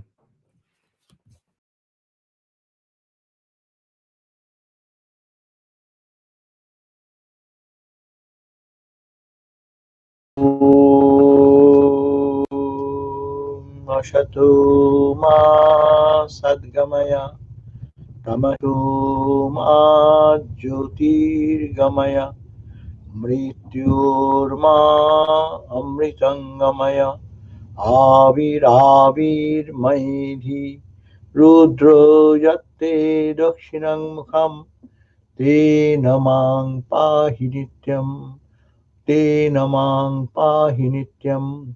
Om Shanti Shanti Shanti. Om, O Lord, lead us from the unreal to the real. Lead us from darkness and ignorance to light and illumination. Lead us from death to immortality, and evermore shine in our hearts with your resplendent face. Om, peace, peace, peace. I am very happy to be here today with all you, the devotees of Scotland Ramakrishna Sharada Society. Thanks for your inviting me to associate with you and to think about the gurus in the Guru Purnima occasion, about the Upanishadic gurus. Upanishadic gurus are the gurus who taught us the highest truth, and that truth is everlasting truth, unchanging absolute truth, the truth of birthless, deathless nature. And that Upanishadic teaching has been transmitted through time immemorial, and we are getting the benefit even today. They are the life force of all humanity, eternal message. But we find that unique teaching as also the unique teachers. Guru is a word, it is meaning gu means the darkness or ignorance, ru means the light and illumination. That spiritual personality who removes our darkness and removes our ignorance and leads us to the path of realization of the absolute truth is called Guru. And we find the names of wonderful gurus in the Upanishads and wonderful students also, who is called the disciples. We find in the Katha Upanishad the name of Nachiketa, and the Guru is the Jama. As we find in the Bhagavad Gita, the essence of all the Upanishads, Arjuna is the student and Guru is Krishna. In Chandogya Upanishad, we find that Uddalaka, the teacher, Aruni, the student, to whom this greatest wisdom, Tattamasi, was given. We find that story of Sanat Kumara approaching the sage Narada, and how these are wonderful. Swami Vivekananda was overwhelmed with all these teachings. Let us go to how the Guru understands the student's potentiality and how the Guru lead the student from one level of understanding to the other level. I will recall the story of Narada and Sanat Kumar. There we find the Narada is going to study, to know the truth to his guru, Sanat Kumara. And Sanat Kumara, he approaches Rihi Bhagava iti hu upasadada swadada sasada Sanat Kumarang Naradas Tanghu Vacho. So here the student is the Narada approaching the Guru Sanat Kumara with all humility, and the Guru is a perfect knower of truth, the wisdom, the knowledge, the experience. They are saturated in that. That is the real teacher. As Ramakrishna said, teacher, real teacher is God is the real teacher, Satchidananda. But when Satchidananda manifests through some personality, like Sanat Kumara, we find the wonderful experience, wonderful step-by-step guidance from the Guru to take us from the ignorance, lower level of truth to higher level of truth.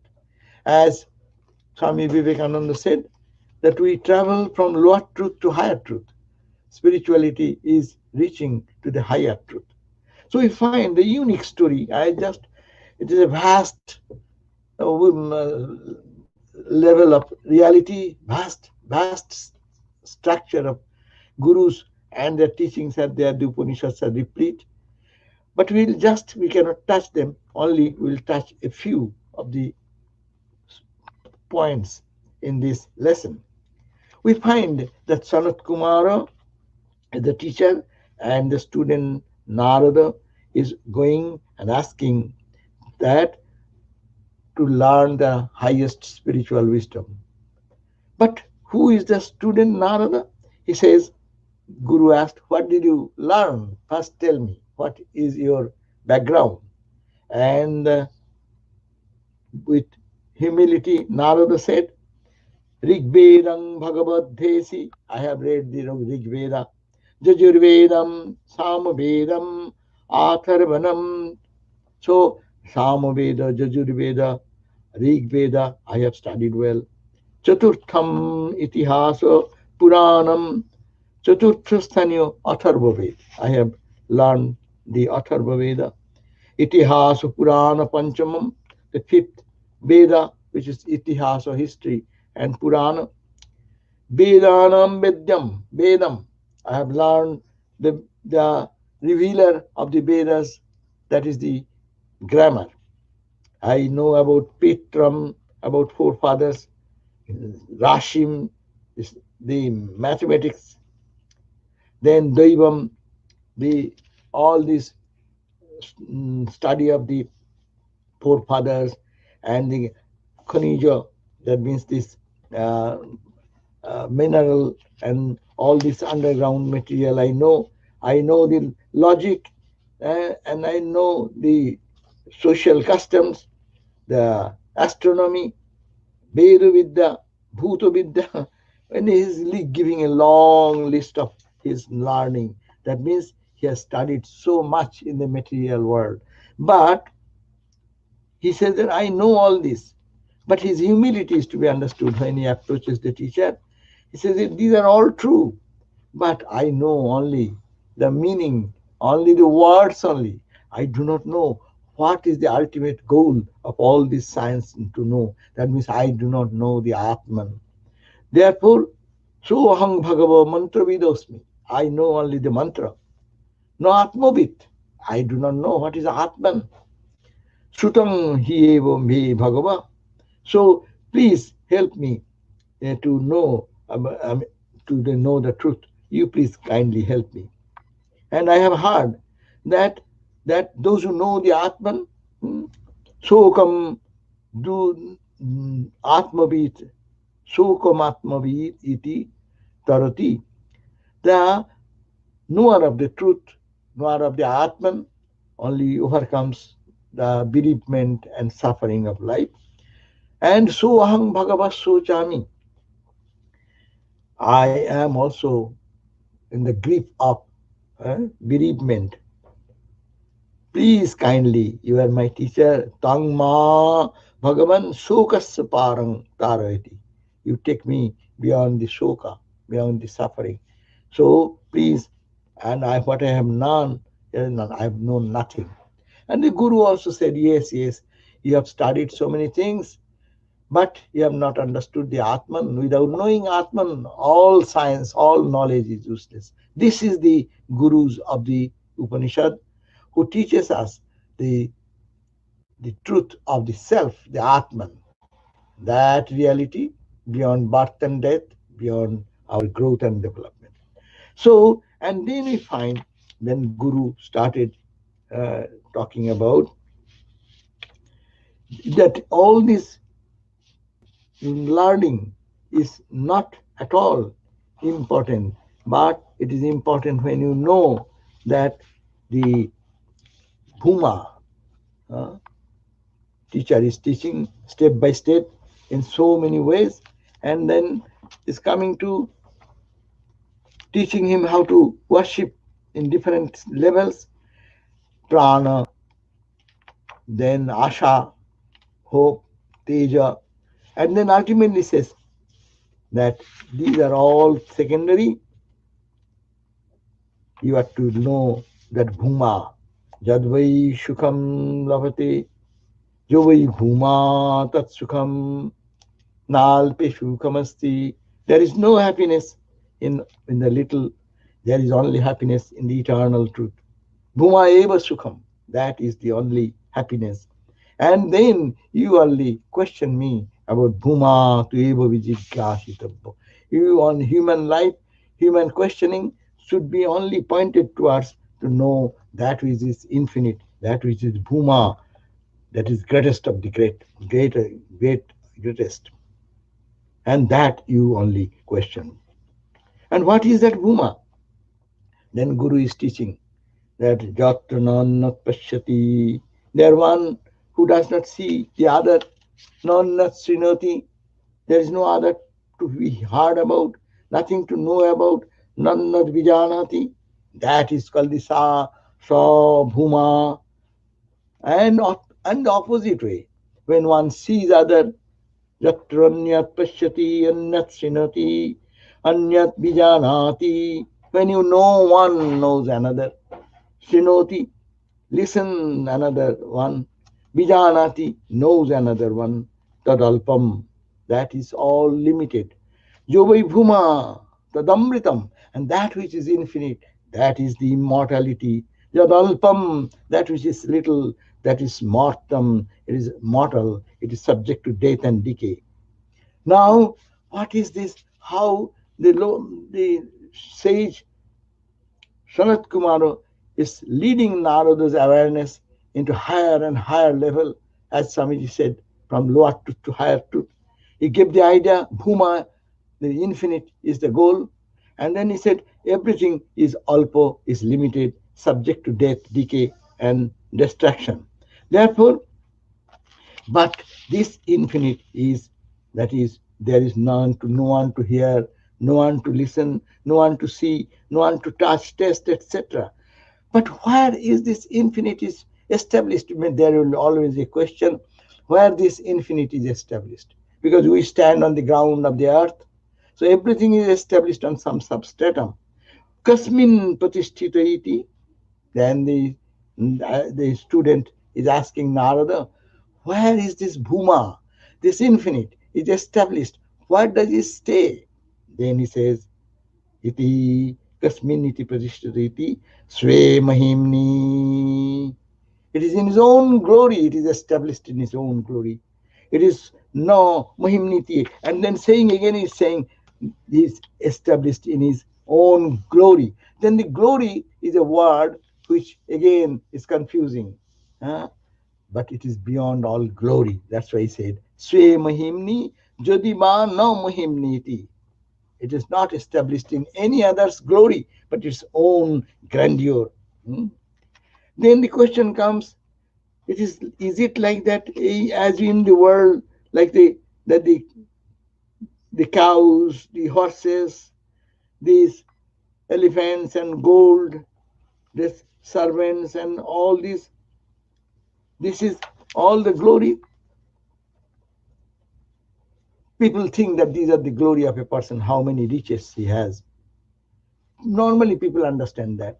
But the sage is saying, but I don't mean to make you give a wrong understanding that it is like that type of support, not the glory of the material prosperity, wealth, or the riches, name, fame, power. This is not the glory. But this glory I am talking about, it is Sri Mahimni, it is own glory. And what is that glory? That is the unique teaching where the culmination of the highest truth becomes one. Saivadhastvat.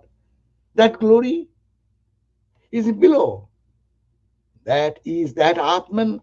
So Uparishtat, that what is above. So Paschat, that is the truth behind. So Purastat, what we find in front, whatever you see in the front, whatever is in the back. So Uttarata, on the south, on the north. So Eva Idagam Sarvam. And everything is permeated by that oneness. And that is the truth. So Ahankaro Eva Adeso. And then sometimes it is said, I am in the below, that I am the self, I am the Atman. So it is, I am adhastat, ahameva adhastvat. First he said, swayeva adhastat. That truth I am talking to you, that infinite glory of the Atman, that which is Bhuma, that there nobody sees anyone. Where it is established, you put that question.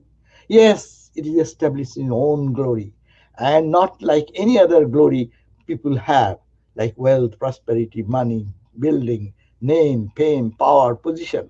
It's not like that, but it is the glory of that one which permeates in the east, west, north, south, below, above. And now says, no, no, no, let me term it more closely, intimately. It is that I, ahame vadastvat, ahamu parishtat, aham paschat, aham purastat, aham dakshinato, aham uttarato, aham eva idagam sarvamiti. The culmination of the spiritual knowledge is saying that there is nothing but I.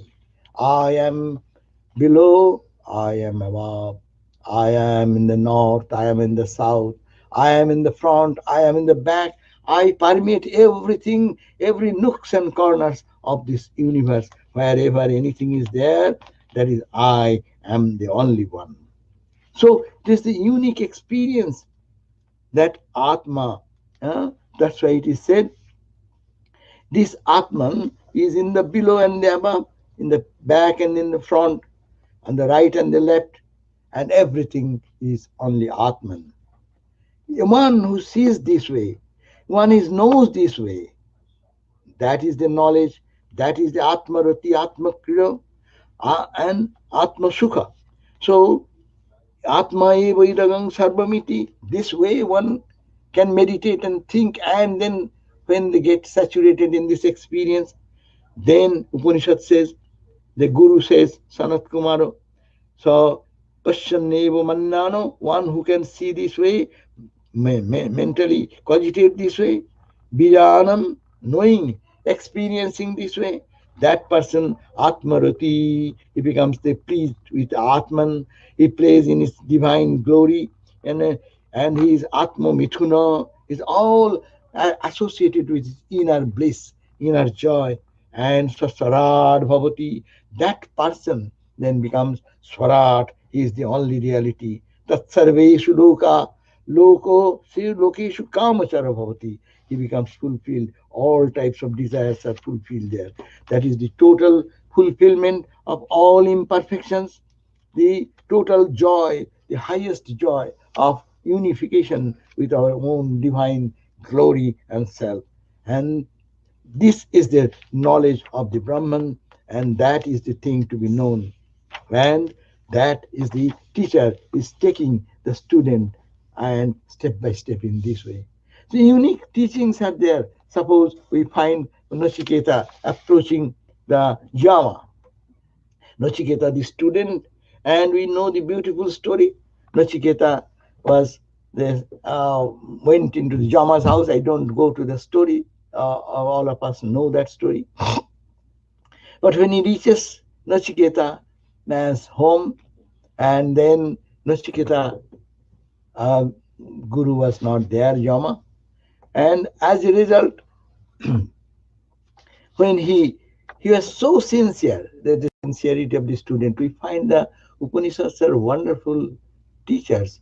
It teaches how a student should be acting, how a teacher should be teaching. So, ideal teacher, ideal student. So, Nachiketa, Swami Vivekananda appreciated so much about Nachiketa's sincerity, earnestness, self respect, and the respect for the Guru and knowing the truth and holding on to the principle so deeply. Wonderful character. So that's why we find that here is the manifestation is unique in the teaching. So we find that when Nachiketa reaches the Yama's house, and Yama was not there, Guru was not there. After 3 days, when he came back, and that at that point, Guru then asked, was so pleased to tell him, okay, I give you 3 boons. But we see what the student's characteristic, and Guru is also guiding him, testing him, whether he is fit boy, whether he's a fit one student or not. Uh, we find that he is student is now asking the Guru, okay, first of all, dutiful boy, thinking about the father, that my father is anxious because I have come away to your house to learn the truth. So Yama's house, so my father, please help my father to get a good sleep. That was first point. Second point was, then I have heard that after death people go to heaven, or there is heaven or not. And the Guru says yes, and then he said you can perform this jagna, that by that way you go to the heaven. The second step, Guru teaches step by step, lower truth to higher truth, and judging the quality of the student. Of the quality, is he ready for that higher knowledge? That's also Guru's test. Then he find that he is going further, and then he went ultimately into the question. No, I want to know, and he Guru taught him the way to establish the bricks and things, and to offer how to perform the uh, jagna. And after that, he repeated that, and Guru was very pleased and gave another extra boon. Those are all stories. But what we find that Nachiketa is asking, tell me what is there after death. Is there any eternal reality? Uh, Nayamasti iti cheke. Uh, some say there is something, some say not. You are the teacher, please teach me. And then the teacher was testing the quality of the student, whether it's fit student or not. That's why he is alluring him with all these things, saying, okay, I'll give you money, I'll give you wealth, you live as long as you like, but don't ask that serious question. Devai ratrapi vichikitsitam kila. Devotara, the gods are even trembling in the air to ask this serious question. What about it? So please don't ask this question, ask any other question. So we find that, but the student was so serious that he hold on to this, and teacher was so pleased. Then he said, oh, where shall I get such a beautiful student? I will give you the whole knowledge. Many of the people will be allured to go to have this fun and joy of life, but you have renounced everything. Therefore you are so students fit quality, and then Guru teaching him the highest knowledge, that beyond all name and form, that ultimate reality of consciousness and bliss, absolute Satchidananda. And that is the teaching of the Kathopanishad. We find there is a story of Satyakama and Javala in the Chandogya Upanishad, and there also unique experience we get it. There Satyakam is going to the Guru's house, and he was, and then when Guru asked him first, I'm not going to the story, you all know. Satyakam then went to the Guru and approached for the truth to learn. But the Guru tested him that whether he is ready, and also gave him some karma which will purify the heart. So, so he went, and Guru told him, okay, you are a truthful, you are a boy who shows that you are born of a Brahmin quality, and therefore you see tam uponio, take this Krishanam Avalanang Chatushataga. The one the weak and helpless, this 400 cows, and then take them, and then don't come back till they become healthy, and they become turned into 1,000. And that was the task given. And the student, what is Satyakama, then went and was God, serving God in the cows. Otherwise, how this knowledge will come? So one day, he was not counting how many cows, 410 or 420 or 500, 600. He was serving as Guru has instructed. And see, Guru's teaching, how it unfolds the heart. That is the glory of the Guru.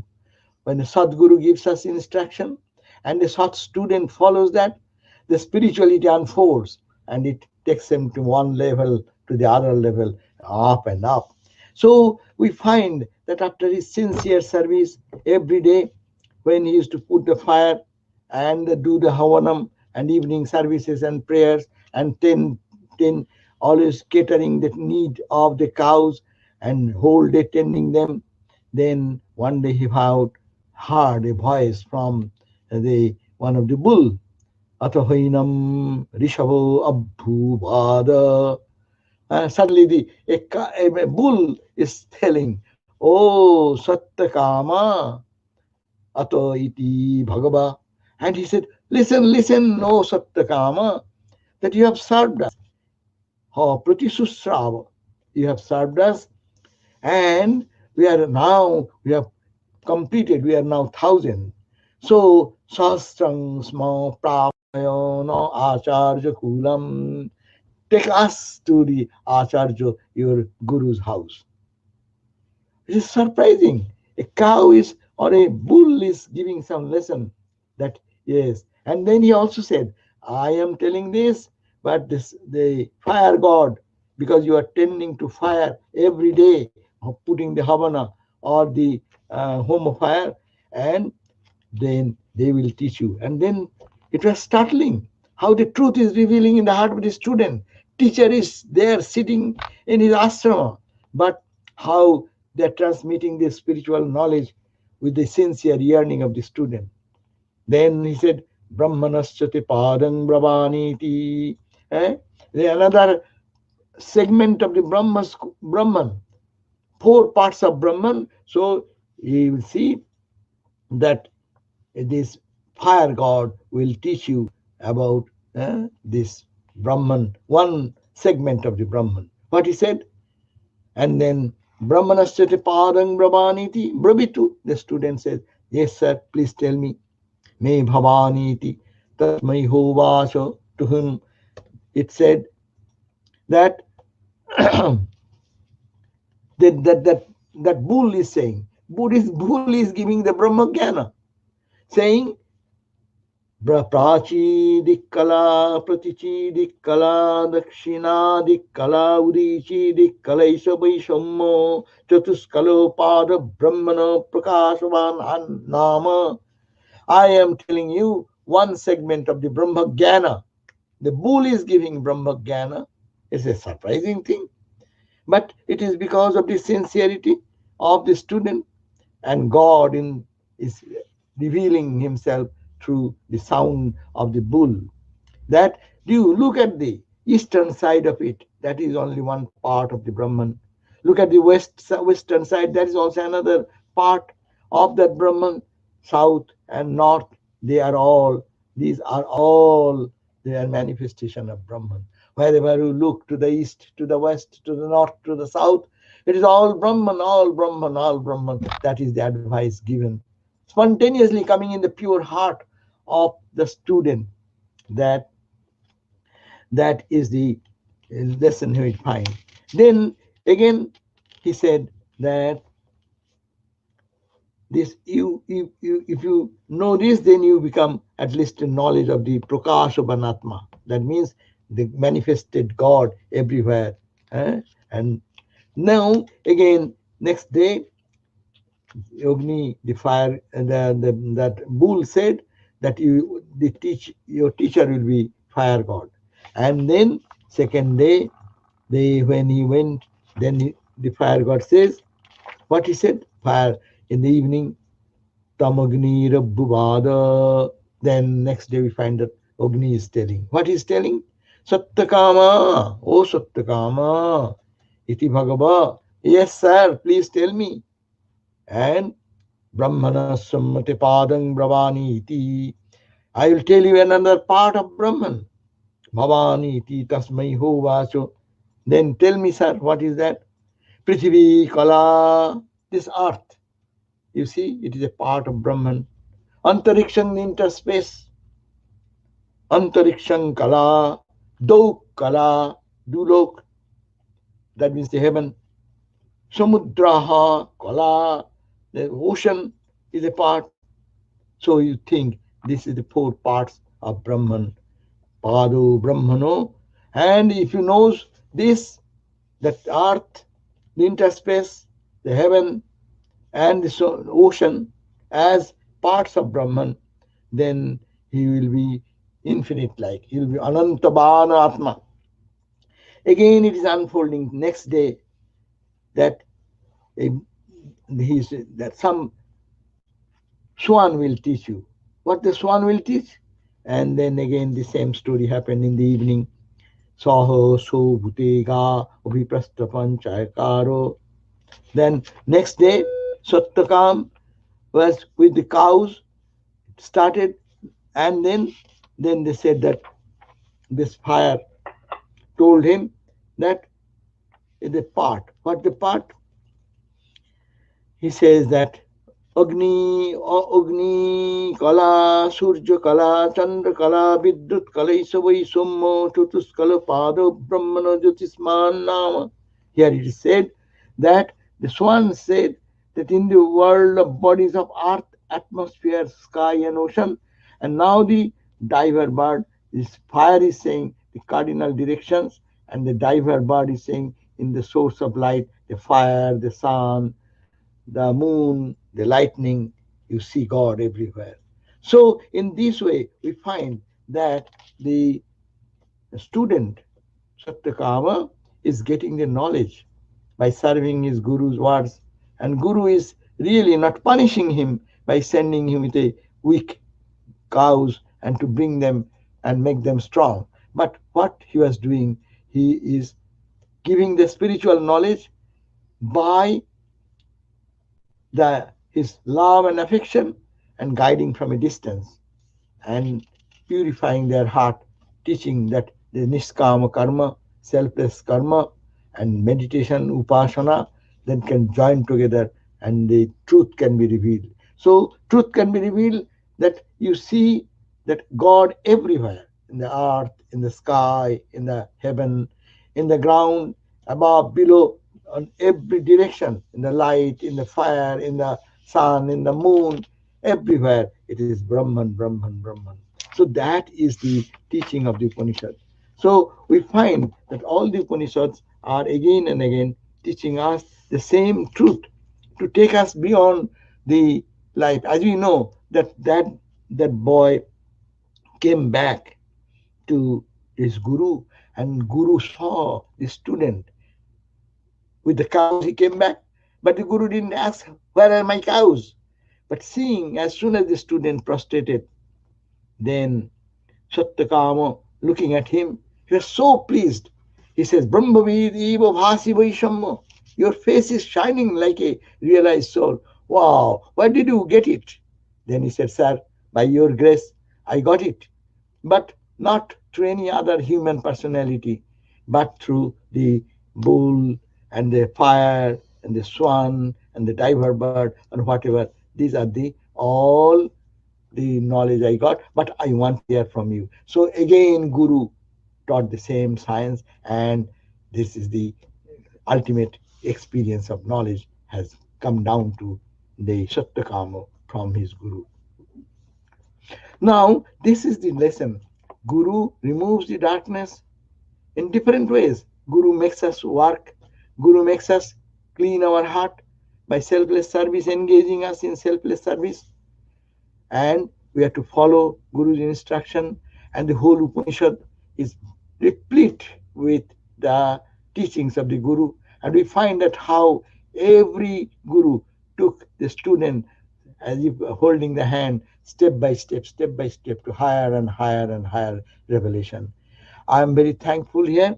I end my discussion here. Sorry I could not attend to your question answer, but I feel very connected with all of you. And then you are thinking of Guru Purnima, celebrating this way. I am happy to join with you, and I pray that we all get the grace of Guru, the Satchidananda Guru, and Guru's grace is upon us. Only we have to open up ourselves so that we can catch their message and try to manifest that in our everyday life, every movement of our life. Thank you, thank you, thank you. We will have to, again, sometime we will meet you.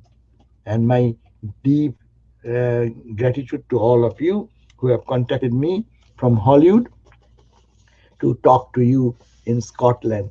Scotland and Hollywood are not two different. It is one. Vedanta says one. We are one. And then Atman, there is no difference. Only Jad Bhai Bhuma, that is the Bhuma, that is the truth.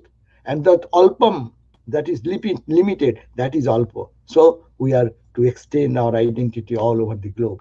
And I am that, we are that absolute consciousness and bliss, the teachings of the Upanishads and the Gurus of the Upanishads. Thank you all again. My respect and love for all of you. Thank you.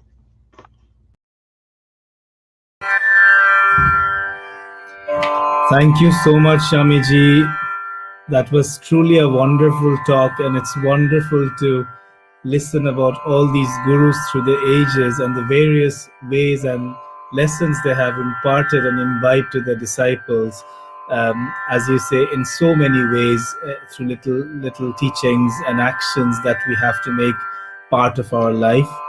On behalf of Scotland Ramakrishna Sharada Society, I thank all the speakers who joined us tonight, the Gurujis and the Matajis who joined us and made this event truly memorable.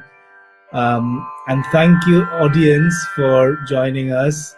It's been truly wonderful to see so much appreciation from all of you again tonight, and we hope that you'll keep joining us and encouraging us in our future spiritual endeavors. I end with a couple of words that I bounced into, written by Kavi Guru Rabindranath Thakur about Thakur Ramakrishna Paramhansha. So Ravi Thakur says, to the Paramhansha Ramakrishna Dev, diverse courses of worship from various springs of fulfillment have mingled in your meditation. The manifold revelation of the joy of the infinite has given form to a shrine of unity in your life. Truly wonderful. So let's all join in a prayer to the shrine Thakur Ramakrishna Paramahansa Dev, Sharadama, and all the gurus that have touched our lives throughout years and generations. And let's all chant together. Gurur Brahma, Gurur Vishnu, Gurur Deva Maheshwara, Gurur Shakshat Param Brahma, Tasmai Shri Guruve Namaha. Hari Om Tat Sat. Stay well, stay in the blessing of your Guru and your Param Guru, and have a good evening. Namaskar.